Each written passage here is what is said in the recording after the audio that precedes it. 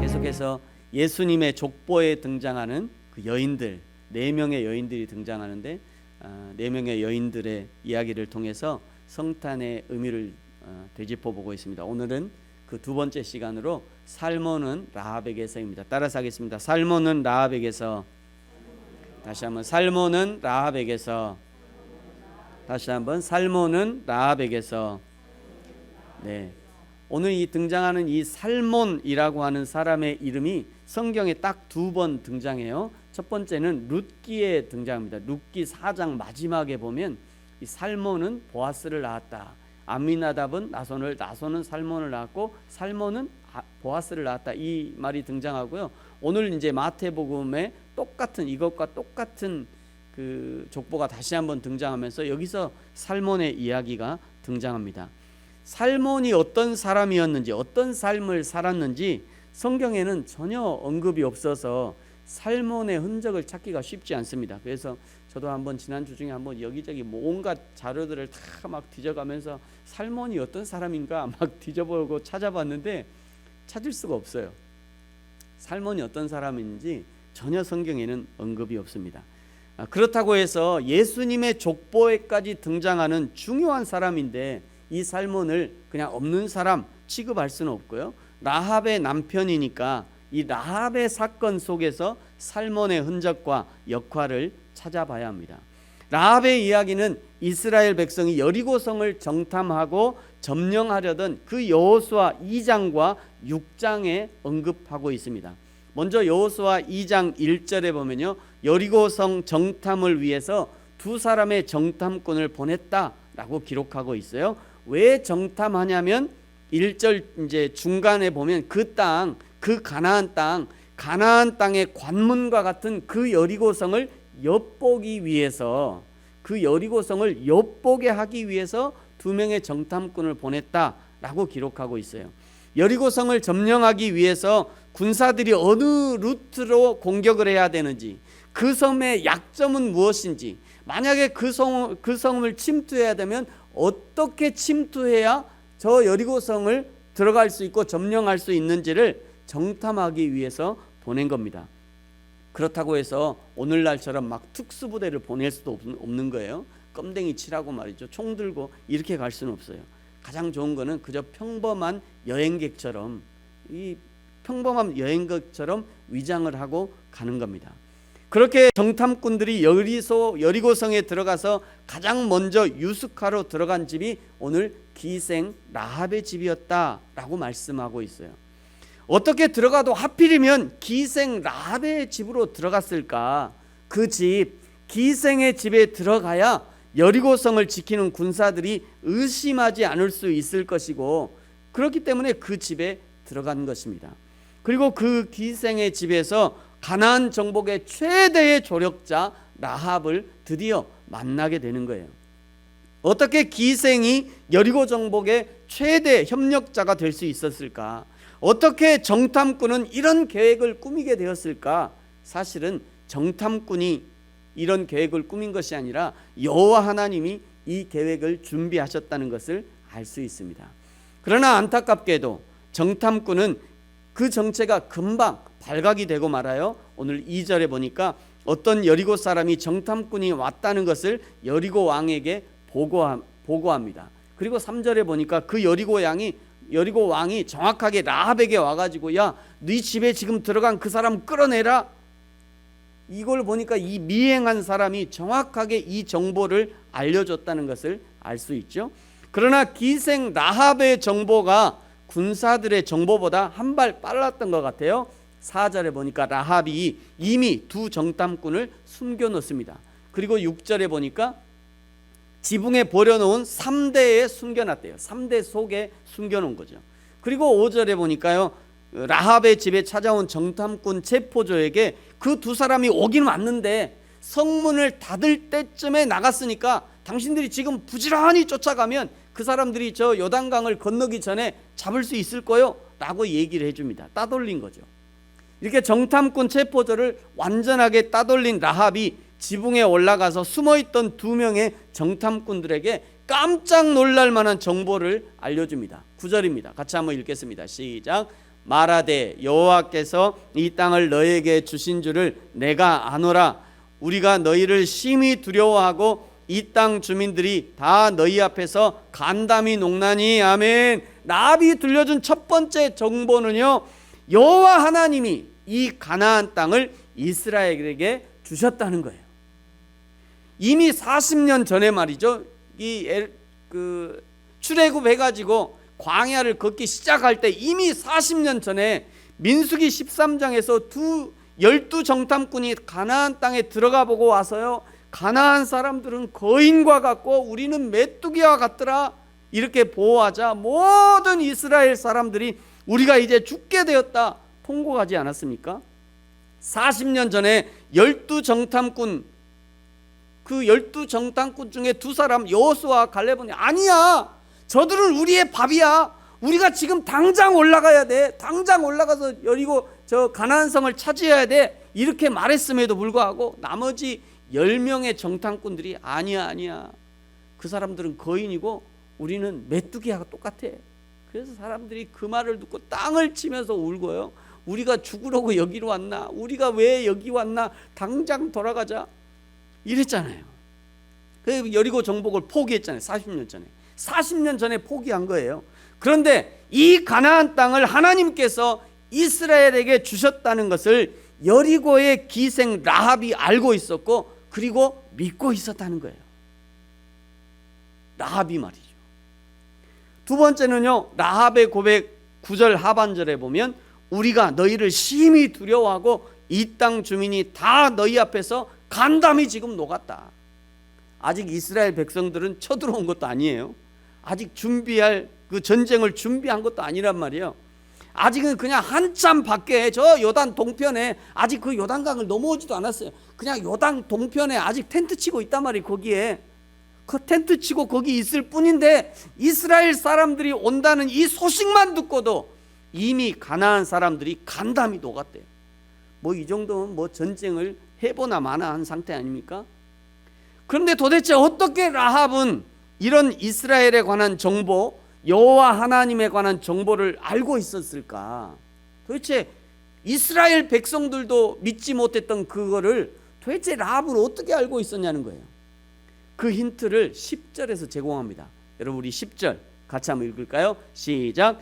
이는 너희가 애굽에서 나올 때 여호와께서 너희 앞에서 홍해 물을 마르게 하신 일과 너희가 요단 저쪽에 있는 아모리 사람의 두 왕 시온과 옥에게 행한 일, 곧 그들을 전멸시킨 일을 우리가 뭐 했다고요? 들었대요. 우리가 들었답니다. 그 소식을 들었대요. 한마디로 라합은 들어서 알게 되고 믿게 된 거예요. 아주 중요한 원리입니다. 들으면 알게 되고요, 그리고 믿게 된다는 거예요.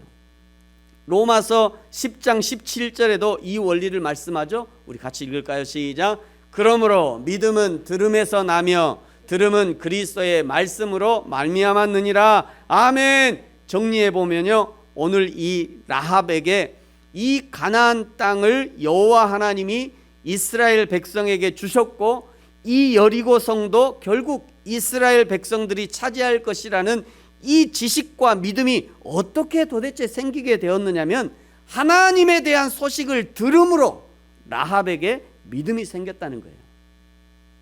여러분 우리도 마찬가지입니다. 교회를 다니면서도 난 잘 믿음이 안 생겨요. 난 교회를 벌써 10몇 년 다니는데 믿음이 안 생겨요. 저는 믿음이 없어요. 교회를 다니긴 다녀. 근데 믿음이 안 생겨요. 왜 이럴까요? 잘 듣지 않기 때문이에요. 잘 듣지 않기 때문에. 들어야 할 것은 듣지 않고 엉뚱한 것을 듣기 때문입니다. 설교를 잘 들어야 믿음이 생겨납니다. 하나님의 말씀 성경을 잘 읽고 잘 들어야 믿음이 생겨나는 거예요. 뿐만 아니라 내 안에 사시는 성령의 인도하심도 잘 들어야 합니다. 그래야 믿음이 자라나고 성장하는 거예요. 사랑하는 성도 여러분, 잘 들으시기를 축복합니다. 그러면 이 가나안 땅 여리고성에 있는 이 기생 라합은 도대체 누구에게 어디에서 하나님에 대한 소식을 듣게 되었을까? 첫 번째는요, 당시 출애굽해서 광야를 걷고 있는 이 이스라엘 백성에 대한 소문은 당시에 거의 모든 당시에 그 주변에 있는 모든 사람들이 거의 다 들었어요. 이런 소문을. 이스라엘 백성들이 그 출애굽해서 출발했단다. 그들이 지금 홍해를 지났대. 지금 이 사람들이 시내산에 오고 있어. 이거를 거의 모든 사람들이 다 알고 이런 소문을 다 듣고 있었어요. 이스라엘 백성이 어떻게 출애굽을 했고, 애굽에서는 어떤 일이 일어났고, 홍해가 어떻게 갈라졌으며, 주변의 나라들이 어떻게 전쟁을 했는지 당연히 이런 소문들이 들려졌다는 거예요. 그래서 이 소문을 듣고 알았을 것이다. 두 번째는요, 라합의 소식통은 기생의 집에 드나드는 군인들을 통해서 들었을 것입니다. 여리고성의 기생이 군인들이 하는 소리를 흘려듣지 않고 귀 기울여 들었다는 거예요. 귀 기울여. 여러분 지금도요, 그 군인 지역에 가보면요, 그 군인 지역 다방에 가보면 다방의 내지들이 많이 알고 있을 거예요. 거기에 막 별들도 와서요, 하사들도 와가지고 별들도 와가, 이번에 뭐 어디서 한대, 이번에 훈련 어디서 한대. 이 라합이 그랬다는 거예요. 이 군인들이 하는 소리를 흘려듣지 않았다는 거예요. 여러분이 무엇을 듣느냐는 매우 중요합니다. 무엇을 귀 기울여 듣느냐에 따라 인생이 바뀌게 되는 거예요. 하나님의 말씀에 귀 기울이면 영혼이 소생하고 믿음이 성장하고 내 영혼이 하나님 나라의 백성과 시민으로 준비되어지지만, 그러나 세상의 소리를 듣고 믿음 없는 소리를 듣고 사단 마귀의 소리를 들으면 신앙이 파괴되고 인생이 파괴되고 지옥으로 가는 인생이 되어지는 거예요. 적어도 기생 라합에게는 하나님의 소리를 들을 수 있는 귀가 있었고요, 하나님에 관한 소식을 들을 때 그 이스라엘의 하나님이 천지 만물의 유일하신 하나님이라는 믿음이 생겨난 거예요. 그리고 이제 여호수아 2장에는 라합을 통해 고백되어지는 가장 중요한 고백이 등장합니다. 이 고백은 지난 40년 동안 그렇게도 알려주고 싶었던 하나님에 대한 정확한 고백을 오늘 기생 라합의 입을 통해서 이스라엘에게 알려줍니다. 그것이 이제 오늘 여호수아 2장 11절에 등장해요. 11절 하반절에 등장하는데요, 우리 같이 한번 읽을까요? 매우 중요한 고백입니다. 시작. 너희의 하나님 여호와는 위로는 하늘에서도 아래로는 땅에서도 하나님이시니라. 아멘. 사실은 이 고백을 이스라엘 사람들에게 알려주고 싶으셔서 하나님이 정탐꾼들을 기생 라합에게로 인도하신 거예요. 이스라엘 백성들이 안 믿으니까, 지금까지도 안 믿고 있지 못하니까 이 이방 땅 여리고에 사는 라합의 입을 통해서 하나님이 알려주고 계시다는 거예요. 오늘 우리 박 집사님이 기도할 때도 이 고레스를 통해서도 얘기하잖아요. 고레스가 예뻐서 그렇게 한 게 아니에요. 고레스가 하나님을 믿어서 그렇게 한 게 아니라니까요. 고레스를 통해서라도 알려주고 싶은 거예요, 하나님이. 오늘 라합을 통해서라도 이스라엘 백성들에게 나 여호와 하나님이 어떤 하나님인지 알려주고 싶으신 거예요. 이스라엘 백성들이 안 믿으니까, 그렇게 말해도 안 믿으니까 그 이방 땅의 기생을 통해서 이 사실을 알려주고 있는 겁니다. 사랑하는 성도 여러분, 저 여러분에게도 하나님께서 들려주고 싶고 알려주고 싶은 하나님의 진리의 말씀들이 많이 있습니다. 그래서 여러분을 오늘 교회로 인도하신 거예요. 그래서 여러분에게 성경을 읽게 하시는 겁니다.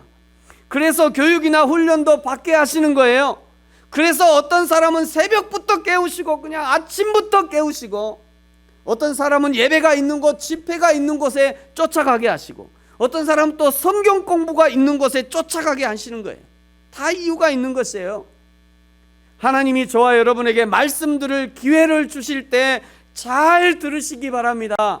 여러분 잘 들으셔야 돼요. 집중해서 들으십시오. 하나님이 나에게 무슨 말씀을 하시는가 귀를 쫑긋 마음을 활짝 열고 들어야 돼요. 한 말씀도 놓치지 않으리라는 그런 각오와 결단을 가지고 들어야 돼요. 이런 자세를 가지고 하나님의 말씀을 대하는 사람은 반드시 신앙이 성장하고 하나님을 기쁘시게 하는 인생으로 변화되어지는 겁니다. 오늘 11절에 이 하나님에 대한 고백을 지금 누가 말하고 있는가? 라합이 말하고 있죠. 라합이 지금 말하고 있어요. 이 고백을 지금 누가 어디서 듣고 있는 거죠? 정탐하러 왔다가 여리고 왕의 그 추격조를 피해서 지붕 위에 버려놓은 3대에 숨어 있는 정탐꾼이 지금 이 고백을 듣고 있는 거예요.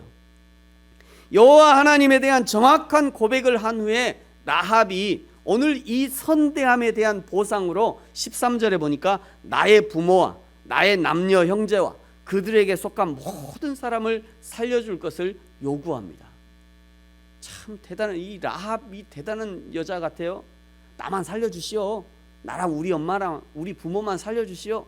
우리 형제들만 살려주시오. 이래도 될 것 같은데 나와 그들에게 속한 모든 사람, 도대체 몇 명이나 살아남았을까? 난 신기해. 성경에는 안 나왔기 때문에 알 수 없지만 도대체 이 라합 한 사람으로 인해서 도대체 몇 명이나 살아남았을까? 아마 그날 밤에 라합 집에 모여있던 사람은 다 살았을 거예요. 아니 왜 사람들이 저렇게 라합 집에 몰려가지? 뭐야 왜 몰려가? 뭐 오늘 뭔 일 있어? 그럼 나도 가야지? 아마 그 사람도 다 살았을 거예요. 그 라합 집에 있었으니까. 대단한 여자이죠. 그리고 실제로 이스라엘 백성들이 여리고성을 점령한 후에 여호수아 6장 17절에 보면요, 기생 라합과 그 집에 동거하는 자를 모두 살려주라 여호수아가 특별하게 명령합니다. 그리고 이제 25절에 보면 여호수아가 명령한 대로 모두 살려서 오늘까지 이스라엘 중에 거주했다 이렇게 말하고 있어요. 라합이 여리고성 점령에 대한 공로를 인정받고 완전한 이스라엘 백성으로 받아들여져서 함께 살게 되었다는 거예요. 여러분, 여기까지가 라합의 이야기를 살펴봤습니다만 이 여리고성 점령과 라합의 이야기에 등장하는 이 두 명의 정탐꾼, 이 여리고성을 점령하고 기생 라합이 준비했던 3대에 숨어 생명을 구했던 이 두 명 중 한 명이 오늘 라합의 남편이 된 살몬이라는 거예요. 나머지 사람 몰라요. 누군지 모르겠어. 근데 그 둘 중에 한 사람이 살몬이라는 거예요. 여러분, 여기서 잠깐 살몬을 생각해 볼까요? 살몬, 성경 어디에도 그의 삶과 이야기가 나와 있지 않습니다. 그러나 출애굽 후 40년 광야 훈련, 그리고 이제 드디어 약속의 땅 가나안으로 들어가는 첫 관문이 되는 이 여리고성, 그 여리고성을 넘어야 본격적으로 가나안 땅 정복을 할 수 있는데, 이스라엘 민족이 가나안 땅에 입성할 때 그 입성 인원이 몇 명이었냐면요, 60만 1730명이에요. 60만 1730명. 그 중에 딱 두 사람이 정탐꾼으로 선발이 된 거예요. 계산해 봤어요. 30만 865대 1이에요. 여러분, 이 정도 면접에서 여러분 붙어보셨어요? 30만 865대 1. 이 대단한 경쟁률이죠. 그 중에 두 사람이 선발된 겁니다. 이스라엘 민족의 총사령관 여호수아는 과연 어떤 사람에게 이 막중한 여리고 정탐을 맡겼을까? 적어도 여리고성에 들어가자마자 먼저 기생집으로 달려가서 야, 술 한잔 하고 해. 일단 술 한잔 하고 합시다. 뭐 일은 다음이고 일단 술 한잔 하고 합시다. 한번 좀 즐기고 합시다. 적어도 이런 사람은 아니었을 것이래요. 이런 사람 아니었겠죠. 이 정탐꾼의 임무는요, 첫 번째, 조력자를 찾아야 돼요. 왜? 자기들이 모르니까. 그 내부의 조력자를 찾아야 되는 거죠. 내부의 조력자를 찾아라. 두 번째, 조력자로부터 여리고성 정보와 그 성 군사들의 정보를 얻어내야 합니다. 세 번째는 안전하게 다시 돌아와요. 죽으면 끝장이잖아요. 거기서 만약에 잡히면 끝이에요. 안전하게 다시 돌아와야 돼요. 여호수아는 이스라엘 민족 60만 1730명 중에 이런 조건에 딱 맞는 두 사람을 선발해서 파송한 것이고요, 그 중에 한 사람이 바로 살몬이었다는 거예요. 그러므로 기본적으로 살몬에게는 사람을 보는 안목이 필요한 것입니다. 어떤 일을 맡길 때 그 일을 반드시 수행할 만한 충성심이 그에게 있어야 돼요. 또 그 일을 해낼 만한 지혜가 함께 있었다는 것을 알 수 있는 거죠. 그런 사명을 가지고 기생의 집에 들어온 살몬을 첫눈에 알아본 사람이 누구였어요? 바로 라합이었어요. 라합이 그 남자를 딱 보니까 그냥 첫눈에 알아본 거예요. 이 사람 보통 사람이 아니다. 이 사람은 이스라엘 사람인 것 같고, 그리고 이 남자 보통 남장이 아니야. 첫눈에 알아봤어요. 라합은 이미 이스라엘이 어떤 나라가 될 것이고 가나안 땅이 어떻게 될 것인지 이미 들어 알고 있었습니다. 이제 이 가나안 땅이 자신이 살고 있는 여리고성이 이스라엘의 땅이 되는 것은 시간 문제라는 것을 알고 있었던 거죠. 그런 상황 가운데 이 살몬이라는 사명자를 만났으니 이 여리고성의 정보를 넘기지 않을 이유가 없다고 생각한 거예요. 그리고 자신이 지금까지 군인들에게 들었고 여리고성의 장단점, 여리고성의 지름길을 자세히 알려줬을 것입니다. 살몬과 라합 두 사람의 충성심과 그리고 안목이 이 두 사람이 서로를 알아볼 수 있었던 계기가 되었던 거예요. 사람은요, 비슷한 사람을 알아봅니다. 부지런한 사람은 부지런한 사람이 눈에 띄게 돼 있어요.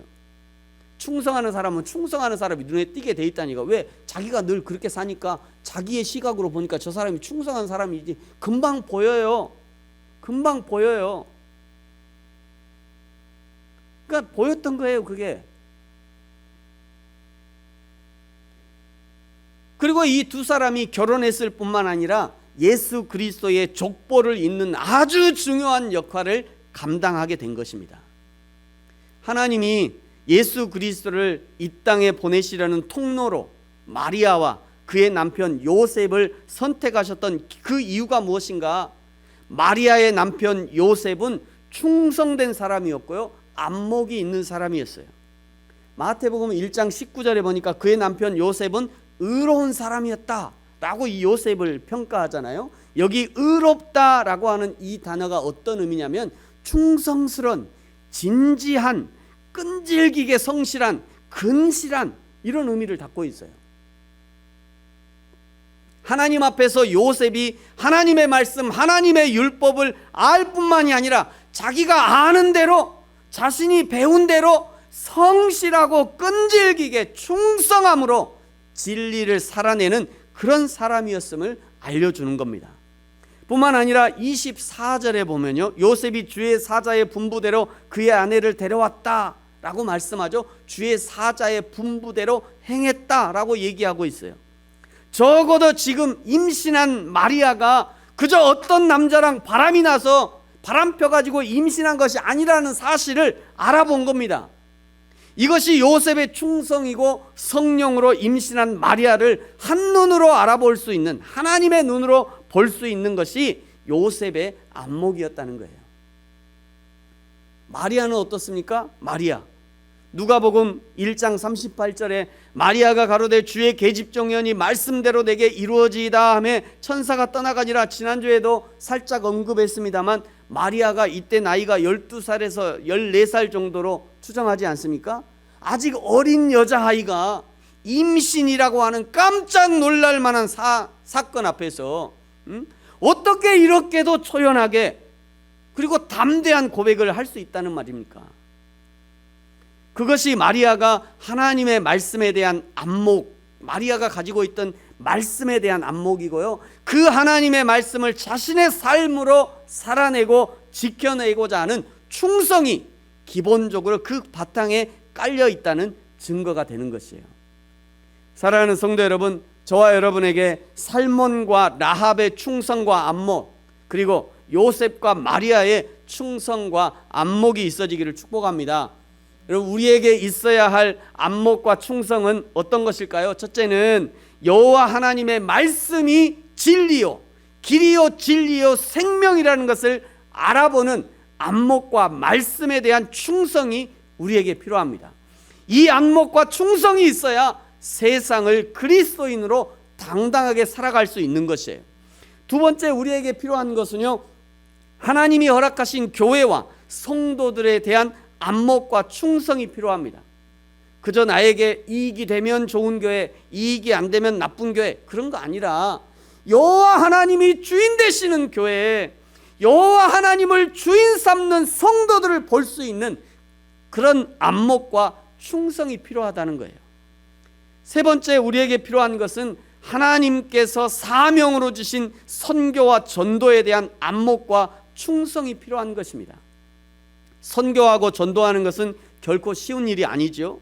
나의 것을 헌신하고 내려놓아야 됩니다. 옥합을 깨뜨린 여인처럼 자신의 주머니를 깨뜨려야 드디어 가능한 것이 선교이며 전도라는 것이에요. 여러분, 여기 양림동의 선교사 묘역을 제가 사진을 이렇게 봐놨습니다만, 여러분 가끔 한번 가보세요. 여러분의 신앙이 떨어질 때 한번 방문해 보세요. 여러분의 신앙에 의심이 들 때, 내 신앙에 회의가 들 때 한번 저기 가보시라고요. 꼭 가보셔야 돼요. 우리에게 예수 그리스도의 이 복음을 전해주기 위해서 수많은 선교사님들이 어린아이까지 이 광주 땅에서, 전라도 땅에서 죽어서 묻혀있는 저 선교사 묘역을 가보면 내가 진짜 너무 편하게 신앙생활을 하는 거 아니야? 내가 정말 충성하지 못하는 거 아니야? 내 신앙생활 이거 정말 너무한가? 내가 너무한 거 아닌가? 이런 생각이 들 수밖에 없어요. 전도와 선교가 너무도 귀한 것이라는, 예수 그리스도의 다시 오실 길을 예비하는 최선의 길이라는 안목이 있어야 드디어 우리도 충성하게 되고 하나님의 사역들을 감당하게 되는 것입니다. 우리 줌 일본 선교연합에서 파송한 노경 선교사님, 이렇게 제가 일부러 이렇게 넣어드렸는데요. 어제도 이렇게 선교사님하고 이렇게 이제 통화하다가, 지금 일본이 엄청 춥거든요. 한국, 우리나라는요, 여러분, 우리 대한민국같이 좋은 나라가 없다니까요. 우리나라는 아파트에 외풍도 안 들어오잖아요. 아파트라 콘크리트로 지어갖고 외풍도 안 들어와. 근데 일본은요, 나무로 지어, 이 집을 나무로 지으니까 얼마나 추운지 몰라요. 그냥 다다미 밑에서 바람이 술술, 그 차가운 바람이 다다미 밑에서 술술 들어와요. 어제 선교사님이, 목사님 제가 그 매트 주문했는데 교회로 보낼 테니까 매트 좀 보내주세요. 예, 교회로 도착하면 그거를 다시 이제 이쪽으로 보내달라, 이렇게 얘기하시더라고요. 제가 그 얘기 들으면서 참 마음이 아팠어요. 어린 두 딸 데리고 선교하는데 그럼 내가 얼마든지 도와줄 수 있다고. 여러분, 이 하나님에 대한, 하나님의 말씀에 대한 이 안목이 없으면 헌신하기 힘듭니다. 이 하나님의 말씀에 대한 충성이 우리 가운데 없으면 헌신하기 힘들어요. 내가 직접 가는 선교사가 아니라도 우리에게 기본적으로 이런 하나님의 말씀에 대한 안목과 충성함이 있어야 선교든 전도든 감당할 수 있는 것입니다. 오늘 2020년을 살아가는 저와 여러분은 이제 성탄의 그리스도를 기억할 뿐 아니라 이제 다시 오실 그리스도, 재림의 그리스도, 심판의 주로 오실 그리스도의 길을 예비하는 사명이 저와 여러분에게 있는 것입니다. 하나님이 주신 안목과 충성으로 하나님의 뜻을 분별하고 하나님의 사명을 수행할 뿐 아니라 하나님의 뜻이 이 땅 위에 이루어지고 하나님의 나라가 오게 하며 재림의 그리스도가 오실 길을 예비하고 준비하는 그 귀한 길에 저와 여러분이 쓰임받고 하나님 앞에 충성하는 저와 여러분이 되어지기를 예수님의 이름으로 축복합니다. 아멘. 기도하겠습니다.